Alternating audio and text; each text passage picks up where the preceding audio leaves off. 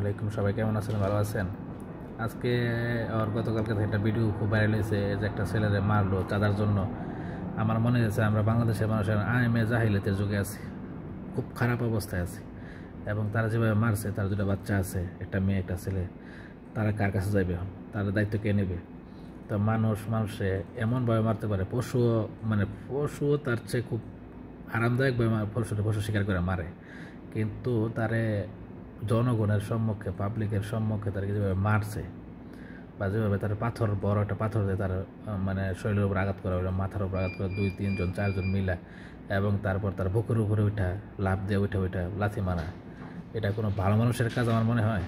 এটা আমাদের দেশের মানুষ বর্তমানে আমরা ভাবতেছিলাম যে আমরা দেশ স্বাধীন হয়েছে, কিন্তু দেশ যে স্বাধীন হয়েছে কিনা এটা নিয়ে আমরা সন্দেহ পোষণ করতেছি। দেশের যে অবস্থা, দেশের যে বর্তমান অবস্থা খুব খারাপ অবস্থা। আইএমএ জাহিলিয়াতের অবস্থার চেয়েও বেশি খারাপ লাগতেছে আমার কাছে।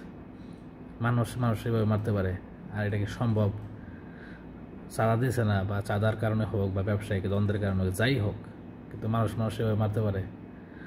আসলে আমরা বাংলাদেশের মানুষ হিসেবে আমার নিজের কাছে খারাপ লাগতেছে এখন। এবং আমরা যে পরিস্থিতিতে আছি, খুব খারাপ পরিস্থিতিতে আছি, তার কোনো প্রতিকার নাই, কোনো কিছু নাই। এই যে মানুষরা মারতে আছে, এই যে মানুষে চাঁদার জন্য যে কোনো জায়গায় চাঁদাবাজি, তো চাঁদাবাজির বিরুদ্ধে সবাই দাঁড়াতে হবে, সবাই সচেতন থাকতে হবে। ইনশাল্লাহ আল্লাহর রহমতে সব কিছু ঠিক হয়ে যাব। এবং আমি আশা করি তার দৃষ্টান্তমূলক শাস্তি হোক, যারা তারা মারছে এবং যারা তাদেরকে মারছে, তাদের সবার দৃষ্টান্তমূলক শাস্তি হোক আমাদের বাংলাদেশে আইন অনুযায়ী। এবং আল্লাহর রহমতে সব কিছু ঠিক হয়ে যাবে ইনশাল্লাহ।